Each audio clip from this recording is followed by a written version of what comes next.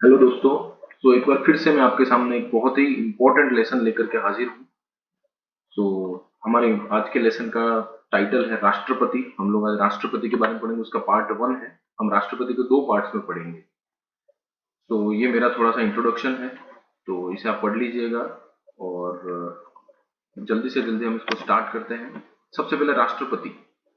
राष्ट्रपति सबसे पहले होता क्या है? तो राष्ट्रपति जो है वो हमारे भारत के संघ का प्रतीकात्मक प्रमुख होता है, मतलब जो स्टेट हेड जिसको बोलते हैं वो हमारा भारत का राष्ट्रपति होता है। लेकिन ये सिर्फ और सिर्फ प्रतीकात्मक प्रमुख है, असली में सारी जो पावर्स यूज करता है वो होता है प्रधानमंत्री। ये ध्यान रखना है आपको, ठीक है। अभी भारतीय संविधान का भाग 5 जो है उसके अंदर अनुच्छेद 52 से 78 के अंदर हमें संघीय कार्यपालिका के बारे में बताया गया है। अब संघीय कार्यपालिका में क्या क्या चीजें आती हैं या कौन कौन लोग आते हैं, तो उसमें एक तो राष्ट्रपति, उपराष्ट्रपति, प्रधानमंत्री, केंद्रीय मंत्रिमंडल और भारत के महान्यायवादी, ये 5 प्रकार के जो लोग हैं वो संघीय कार्यपालिका के अंदर आते हैं। ये ध्यान रखना है आपको, ठीक है। अभी राष्ट्रपति का चुनाव कैसे होता है? तो इसके चुनाव की प्रक्रिया इस तरह से होती है, आनुपातिक प्रतिनिधित्व के अनुसार एकल संक्रमणीय मतदान एवं गुप्त मतदान के द्वारा इसका चुनाव होता है। मतलब हम डायरेक्ट राष्ट्रपति के लिए कभी वोटिंग करने या वोट डालने नहीं जाते हैं, राष्ट्रपति का गुप्त मतदान होता है, ठीक है। अब राष्ट्रपति के गुप्त मतदान होता है, उस मतदान के लिए निर्वाचन मंडल, मतलब उसके वोट कौन डालता है, उसके लिए वोट डालते हैं दोनों सदनों के निर्वाचित सदस्य। ये ध्यान रखना है, दोनों सदनों के सिर्फ और सिर्फ निर्वाचित सदस्य, क्योंकि मनोनीत सदस्य भी होते हैं। दोनों सदन कौन कौन से हैं? लोकसभा और राज्यसभा। उनके सिर्फ निर्वाचित सदस्य, उनके साथ साथ में राज्य विधानसभा जो है उनके भी निर्वाचित सदस्य, और दिल्ली और पुडुचेरी की विधानसभा के भी निर्वाचित सदस्य। मतलब कि हमें ये ध्यान रखना है, संसद, राज्य विधानसभा और दिल्ली और पुडुचेरी की विधानसभा, इन सबके जो निर्वाचित सदस्य होते हैं वो राष्ट्रपति के चुनाव के लिए मतदान करते हैं। मतलब सारे एमपी और सारे एमएलए जो भी निर्वाचित होते हैं वो मतदान करते हैं, ठीक है। अभी इसके अंदर मतदान में एक विधायक के मत का मूल्य क्या होता है, तो उसका ये फॉर्मूला होता है, राज्य की कुल जनसंख्या, उसको डिवाइड करते हैं कुल निर्वाचित सदस्य और इंटू 1/1000। जैसे राजस्थान की बात करें तो जैसे 6 करोड़ है राज्य की कुल जनसंख्या, यहाँ 6 करोड़ आ जाएगा। यहाँ पे कुल निर्वाचित सदस्य कितने हैं? तो 200, और यहाँ पे इंटू 1/1000, तो उससे हमें एक विधायक के मत का मूल्य मिल जाएगा। उसी प्रकार से एक सांसद के मत का मूल्य क्या होगा? तो विधायकों के जो कुल मतों का मूल्य निकला इस फॉर्मूले से, वो उसमें हम दोनों सदनों के कुल निर्वाचित सदस्य जो हैं, मतलब लोकसभा और राज्यसभा के कुल निर्वाचित सदस्यों का भाग दे देंगे, तो ये सांसद के मत का मूल्य आ जाएगा। बहुत इजी है। और अब आते हैं कि भाई राष्ट्रपति के सांसद और विधायकों ने अपना मत डाल दिया, अब उसका बहुमत कैसे डिसाइड होगा? उसके लिए क्या करेंगे कि कुल वैध मत, मतलब इन सभी विधायकों और सांसदों के मतों का योग हो जाएगा, उसमें निर्वाचित होने वाले सदस्यों की संख्या, अभी भारत में क्या है, निर्वाचित होने वाला राष्ट्रपति एक ही होता है, तो यहाँ पे एक आ जाएगा, प्लस एक, और उस पूरे को ब्रैकेट में, मतलब कि कुल वैध मत बटा 2 कर देंगे और उसमें जो राशि आएगी उसमें एक जोड़ देंगे। तो ये जो आता है वो होता है बहुमत के लिए निश्चित मतों का भाग, ठीक है। बहुत इजी है। अभी राष्ट्रपति जो है उसका हम जो है उसका प्रत्यक्ष चुनाव नहीं होता है, मतलब हम उसके लिए वोट नहीं डालते हैं, उसका अप्रत्यक्ष चुनाव होता है, गुप्त मतदान किया जाता है, ठीक है। इसके क्या क्या कारण है? तो एक तो भारत की संसदीय व्यवस्था, ठीक है। भारत में जो है वो दो प्रकार के सिस्टम होते हैं, एक तो होता है राष्ट्रपति व्यवस्था और एक संसदीय व्यवस्था।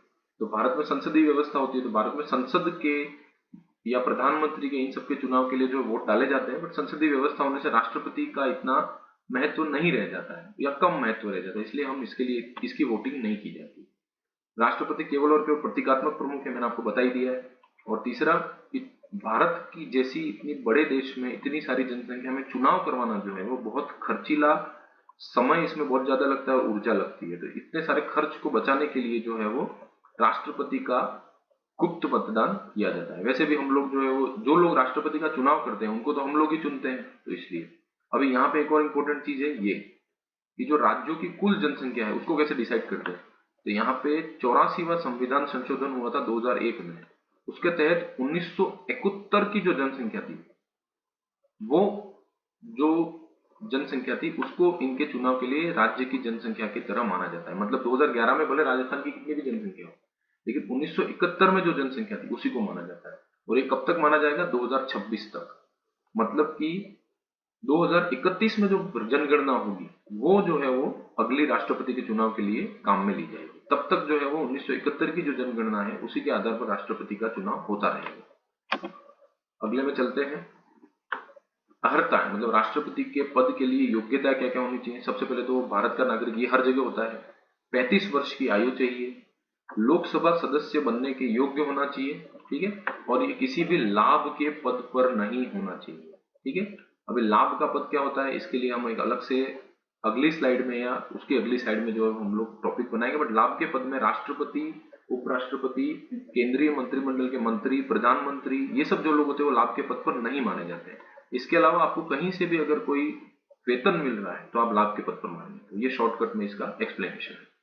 राष्ट्रपति शपथ कैसे लेता है? सब राष्ट्रपति सुप्रीम कोर्ट या उच्चतम न्यायालय के मुख्य न्यायाधीश के समक्ष अपनी शपथ लेता है। अगर वो नहीं हो तो उसके वरिष्ठतम न्यायाधीश के सामने लेता है। राष्ट्रपति को कुछ विशेषाधिकार भी दिए गए हैं। सबसे पहले तो वो अपने राष्ट्रपति जो भी निर्णय लेता है, जो भी कार्य करता है, उसकी विधिक जिम्मेदारियों से उसको मुक्ति दी गई है। उसके बाद में उसके ऊपर कोई प्रकार की आपराधिक कार्यवाही नहीं की जाती है, क्योंकि ऐसा माना जाता है कि राष्ट्रपति जो है वो भारत का सबसे बड़ा आदमी है, फर्स्ट मैन, तो वो इस प्रकार के कोई अपराध कर ही नहीं सकता, इसलिए उसको उनसे मुक्ति दी गई है। राष्ट्रपति को गिरफ्तार नहीं किया जा सकता, उसको जेल में नहीं डाला जा सकता, ठीक है। अगर किसी देश के राष्ट्रपति को जेल में डाल देंगे तो उसकी विश्व में जो है उसकी इमेज खराब हो जाएगी, इसलिए इन सब चीजों से उनको मुक्ति दी गई है। चौथा, जैसे राष्ट्रपति कुछ गलत काम करता है, जैसे उसे निजी कुछ गलत काम उसके किए हुए हैं, तो सबसे पहले उसको 2 महीने का नोटिस दिया, ये ध्यान रखना है।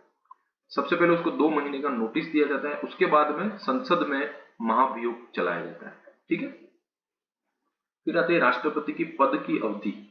तो राष्ट्रपति पदावधि जो है, तो राष्ट्रपति पदावधि में 5 साल, उसका 5 वर्ष तक के लिए राष्ट्रपति का चयन किया जाता है।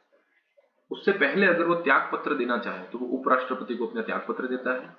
भारत में जो है वो राष्ट्रपति कितनी भी बार पुनः निर्वाचित हो सकता है, मतलब अगर एक इंसान को अगर हम 10 बार भी राष्ट्रपति बनाना चाहें तो वो बन सकते हैं। जबकि अमेरिका में ऐसी व्यवस्था है कि राष्ट्रपति सिर्फ 2 बार ही पुनर्निर्वाचित हो सकता है।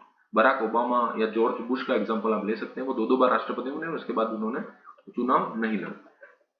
महाभियोग, राष्ट्रपति का महाभियोग क्या होता है, मतलब राष्ट्रपति को पद से हटाना कैसे। तो सिर्फ एक ही चीज है, संविधान का उल्लंघन करने पर जो है वो राष्ट्रपति के ऊपर महाभियोग चलाया जा सकता है, और किसी भी कारण से नहीं चलाया जा सकता। ये इंपॉर्टेंट क्वेश्चन आ सकता है। तो इसके अंदर सबसे पहले राष्ट्रपति का अगर महाभियोग प्रारंभ करना है तो संसद के 2 सदन है, लोकसभा और राज्यसभा, ठीक है। किसी भी सदन के 1/4 मेंबर अगर हस्ताक्षर कर दें तो महाभियोग सिर्फ प्रारंभ होता है, ठीक है। उसके बाद महाभियोग होने के बाद उसको 14 दिन का नोटिस दिया जाता है, और उस जिस सदन में 1/4 लोगों ने हस्ताक्षर किए हैं उनके 2/3 सदस्यों का बहुमत जो है वो चाहिए होता है, उससे महाभियोग प्रस्ताव उस सदन में पारित होता है। उसके बाद में वो दूसरे सदन में जाता है, दूसरे सदन में भी 2/3 बहुमत चाहिए। उसके बाद में राष्ट्रपति जो है वो अपने पद से हट जाता है, ठीक है।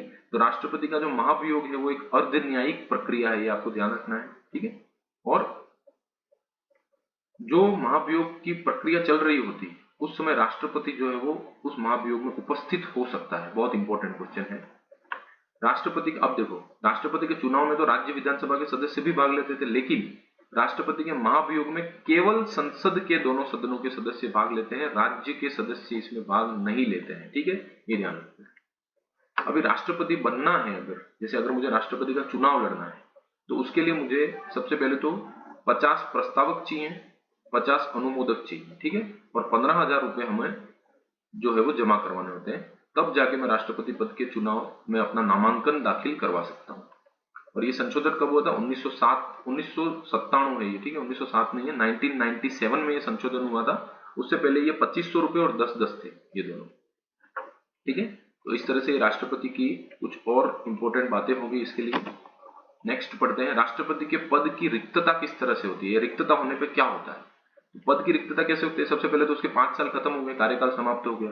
कार्यकाल समाप्त होने के बावजूद जब तक नया चुनाव नहीं होता तब तक राष्ट्रपति अपने पद पर बना रहता है, ठीक है। ऐसा नहीं होता कि 5 साल कंप्लीट हो गए, राष्ट्रपति को हटा दिया और उपराष्ट्रपति को वहां बिठा दिया, नहीं।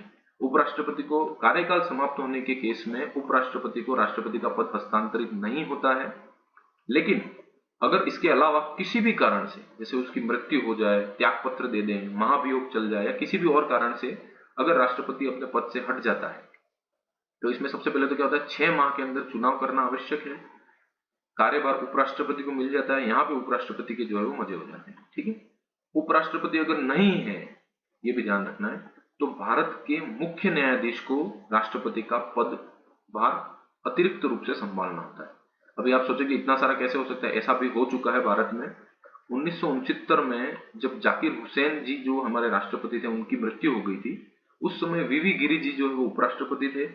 अब वीवी गिरी जी ने नया जो राष्ट्रपति चुनाव हो रहा था उसके लिए अपना उपराष्ट्रपति के पद से इस्तीफा दे दिया, तो राष्ट्रपति और उपराष्ट्रपति दोनों का पद खाली हो गया। उस समय भारत के जो उच्चतम न्यायालय के मुख्य न्यायाधीश एम हिदायतुल्ला खान जी थे, उन्होंने जो है वो राष्ट्रपति का पद संभाला। ठीक है, इंपॉर्टेंट, बहुत इंपॉर्टेंट।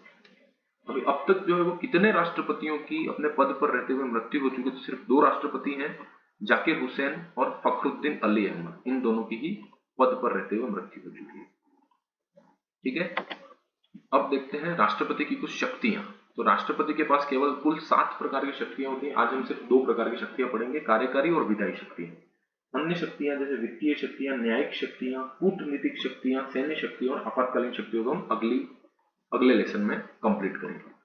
तो राष्ट्रपति की शक्तियों में सबसे पहले तो ये नियुक्तियां करता है। किस किस की करता है? प्रधानमंत्री की नियुक्ति करता है, अन्य मंत्रियों की नियुक्ति करता है, महान्यायवादी की नियुक्ति और उसका वेतन, नियंत्रक एवं महालेखा परीक्षक, मुख्य एवं अन्य चुनाव आयुक्त, संघ लोक सेवा आयोग के अध्यक्ष, उसके सदस्य और राज्यों के राज्यपाल, वित्त आयोग के अध्यक्ष और उसके सदस्य, इन सभी की नियुक्ति जो है वो राष्ट्रपति करता है और ये सभी उसके प्रसाद पर्यंत ही कार्य करते हैं। ठीक है, ये सबके लिए है, ये सभी उसके प्रसाद पर्यंत तक कार्य करते हैं। ठीक है, अभी केंद्र के समस्त जो प्रशासनिक कार्य हैं और उसकी विधायिका के जो प्रस्ताव है उसके संबंधित जानकारी की वो प्रधानमंत्री से मांग कर सकता है और प्रधानमंत्री उसको ये जानकारी देता है। ठीक है, अभी ये प्रधानमंत्री से, अभी जैसे कोई मंत्री है, उसने कोई निर्णय ले लिया लेकिन उस निर्णय को उसने मंत्रिपरिषद से अनुमोदन नहीं करवाया है। ठीक है, तो ऐसे निर्णयों का वो प्रधानमंत्री से प्रतिवेदन मांग सकता है। ठीक है, किससे मांग सकता है? तो प्रधानमंत्री से। ठीक है, ये एससी, एसटी, ओबीसी आयोग का गठन करता है, अनुसूचित जाति, अनुसूचित जनजाति और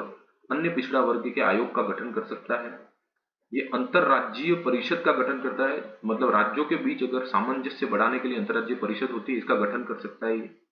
केंद्र शासित प्रदेशों में जो है वो प्रशासक नियुक्त करता है, उसके थ्रू डायरेक्ट जो है वो उनका कार्य शासन जो है वो ये संभालता है, क्योंकि केंद्र शासित प्रदेशों को मुख्यमंत्री या राज्यपाल नहीं होता है, सिर्फ प्रशासक होते हैं। ठीक है, ये राष्ट्रपति चाहे तो किसी भी क्षेत्र को अनुसूचित क्षेत्र घोषित कर सकता है और उसके प्रशासन का जिम्मा भी राष्ट्रपति संभाल सकता है।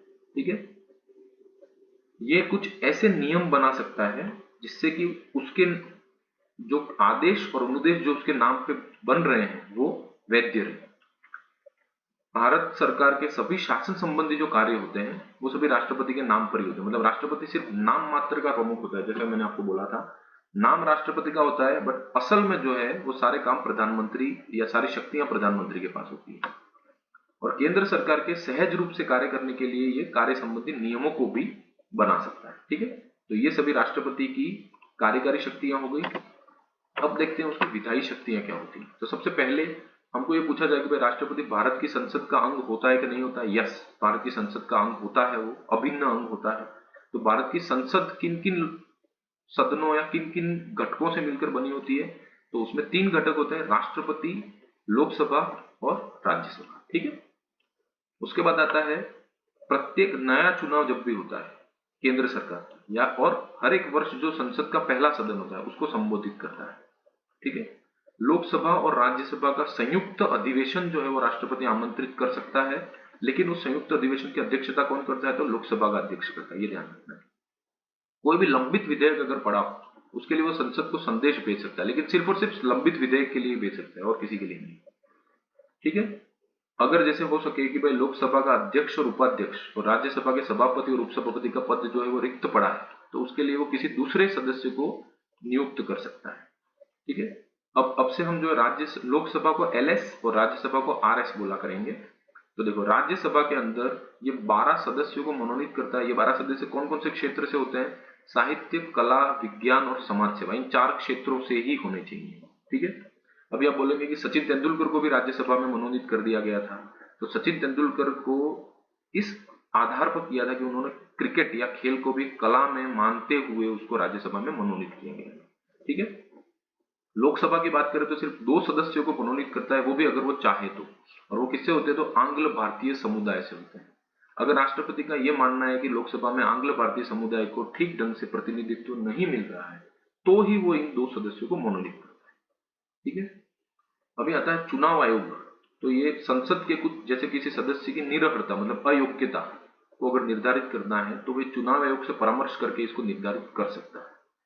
कोई विशेष विधेयक कुछ होते हैं लोकसभा के अंदर या राज्यसभा के अंदर, जैसे कि राज्य की संचित निधि से खर्च करना है, या राज्यों का सीमा बढ़ानी है, कम करनी है, या नए राज्य का निर्माण करना है, इसके ऊपर इसकी पूर्वानुमति जरूरी होती है। ठीक है, किसी भी विधेयक पर जो है वो स्वीकृति, मतलब कोई भी विधेयक जो है वो तब तक कानून नहीं बनता है जब तक उस पर राष्ट्रपति के साइन नहीं हो जाते, और उस पर स्वीकृति जो है वो राष्ट्रपति देता है। इस स्वीकृति का पूरा प्रोसेस हम अगले लेसन में पढ़ेंगे।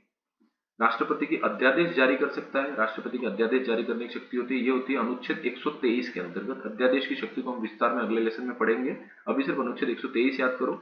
और राज्यपाल की भी अध्यादेश जारी करने की शक्ति होती है, वो होती है 213। सो याद रखने के लिए मैंने इसको यहाँ लिख दिया है, राष्ट्रपति 123, राज्यपाल 213, दोनों सिमिलर सिमिलर। अभी जो भी कुछ आयोग होते हैं, जैसे कि नियंत्रक एवं महालेखा परीक्षक हो गया, या अन्य जैसे भी कोई भी आयोग होते हैं, तो उन आयोगों की जो रिपोर्ट्स होती है, उन जैसे कि आयोग में और आगे जो वित्त आयोग हो गया, या फिर राजस्थान लोक सेवा आयोग हो गया, इस तरह के जो आयोग है उनकी जो रिपोर्ट होती है उनको संसद के समक्ष जो है वो रखा जाता है। एक और इंपॉर्टेंट चीज है, अंडमान निकोबार, दादरा नगर हवेली, दमन दीव और लक्षद्वीप, ये क्या है, केंद्र शासित प्रदेश है। इसके अलावा भी केंद्र शासित प्रदेश है, बट अपने को सिर्फ ये 4 के लिए ही राष्ट्रपति उनकी शांति और सुशासन के लिए जो है वो नियम बना सकता है।